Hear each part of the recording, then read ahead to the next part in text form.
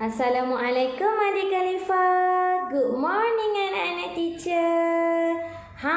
Jadi hari ini Teacher Syikri nak ceritakan satu kisah tentang Nabi Muhammad sallallahu alaihi wasallam. Anak-anak nak tahu tak Nabi Muhammad sallallahu alaihi wasallam tu ialah seorang yang uswatun hasanah.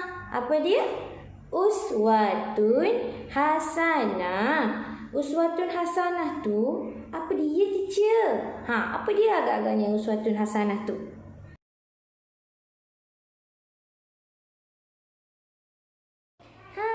Uswatun hasanah tu ialah contoh yang terbaik, contoh tauladan yang wajib yang boleh kita ikuti. Contoh kepada ketinggian adab dan moral dalam semua perkara.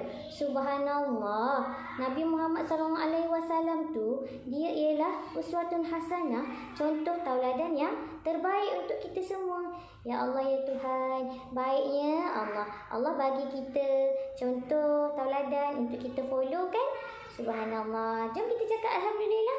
Thank you Allah. Alhamdulillah sebab bagi kita semua Nabi Muhammad SAW sebagai contoh tauladan.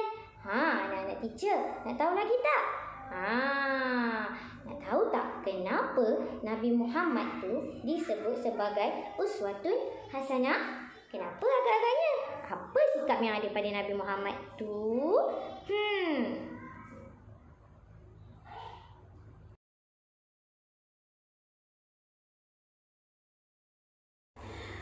Anak-anak teacher, kalau anak-anak teacher yang soleh, yang solehah ni nak tahu uswatun hasanah tu bermaksud contoh yang terbaik kan?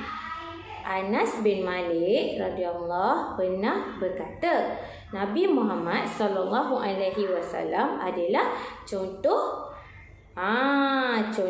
manusia yang mempunyai adab moral yang paling tinggi di kalangan semua yang hidup di muka bumi Allah ini. Subhanallah, ya Allah, hebatnya adab Nabi Muhammad SAW kan, sampai dikatakan baginda mempunyai adab akhlak moral yang tertinggi, yang terbaik di muka bumi Allah ini. Agak-agaknya macam mana ya anak-anak teacher? Anak-anak teacher kena ingat, walaupun kita tak pernah jumpa, kita tak pernah nampak, kita tak pernah tahu muka Nabi Muhammad SAW tu macam mana, tapi kita kena selalu letak Nabi Muhammad dalam hati kita. Kena selalu berselawat pada Nabi Muhammad. Bibir ni, mulut yang Allah bagi ni kena sentiasa berzikir, berselawat kepada Nabi Muhammad sallallahu alaihi wasallam. Kan?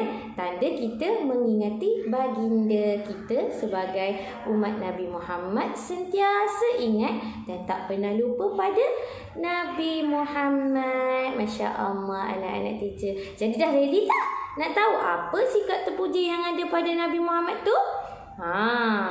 Kalau anak-anak teacher nak tahu, Nabi Muhammad SAW menerima wahyu pertama pada ketika baginda berusia 40 tahun. Baginda menerima wahyu pertama di Gua Hira. Allah turunkan wahyu pada Nabi Muhammad sallallahu alaihi wasallam di Gua Hira pada umur baginda 40 tahun. Pada masa itu baginda sangat takut dan gemetar. Mestilah takut kan, sebab pertama kali dapat perkara yang baru. Macam kita juga, kalau kita nak cuba sesuatu yang baru, kita takut kan? Macam tu dah juga baginda Nabi.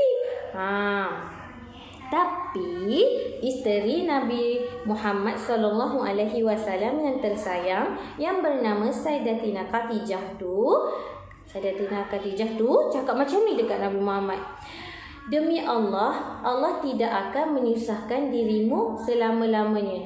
Bergembiralah dan Dan apa? Dan tenangkan hatimu.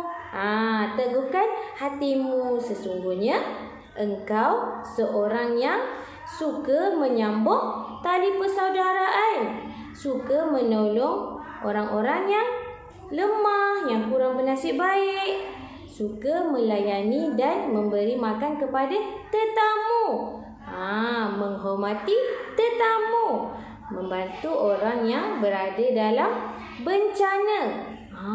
Sayyidatina Khadijah cakap macam tu dekat Nabi Muhammad. Lalu Nabi Muhammad pun berasa tenang, berasa damai, aman dengan kata-kata manis dari Sayyidatina Khadijah. Subhanallah. Nampak tak? Sayyidatina Khadijah menggunakan mulut yang Allah bagi ni untuk menenangkan hati Nabi Muhammad yang sedang gundah gulana. Jadi, bila Sayyidatina Khadijah pun boleh gunakan mulut yang Allah bagi dengan membuat perkara yang elok, kenapa kita tak boleh? Kita mesti boleh. Kita percaya anak-anak teacher mesti boleh, insya-Allah. Jadi kan, bila Nabi Muhammad dengar Sayyidatina Khadijah cakap macam tu, baginda pun tenang, seronok, bahagia, aman, damai rasa di hati.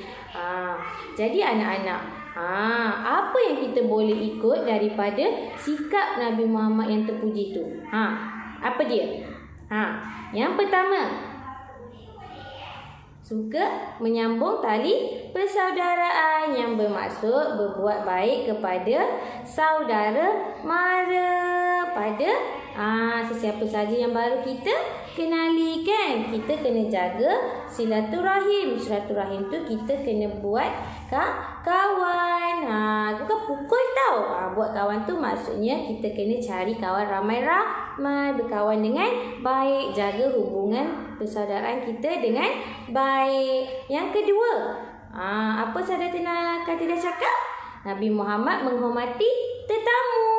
Sebab itu bila tetamu kita datang, kita kena hormat pada tetamu. Kita kena seeloknya kita hidangkan minuman untuk tetamu kita. Hidangkan biskut ke, kuih ke yang boleh tetamu makan kan.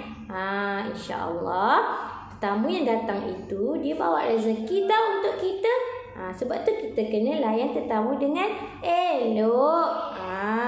Okey, yang ketiga, Nabi Muhammad suka membantu orang yang lemah dan orang yang kurang bernasib baik. Contohnya, fakir-fakir miskin, anak yatim. Nabi Muhammad sayang sangat dekat anak yatim. Lepas tu, Nabi Muhammad dia suka membantu orang yang dalam kesusahan tau. Sebab itu, orang-orang sangat sayang kepada Nabi Muhammad. Yang keempat, bercakap benar. Nabi Muhammad seorang yang bercakap benar, sedik. Nabi Muhammad tak berdusta. Nabi Muhammad selalu berkata benar dan jujur. Ingat tu anak-anak. Yang kelima, Nabi Muhammad adalah seorang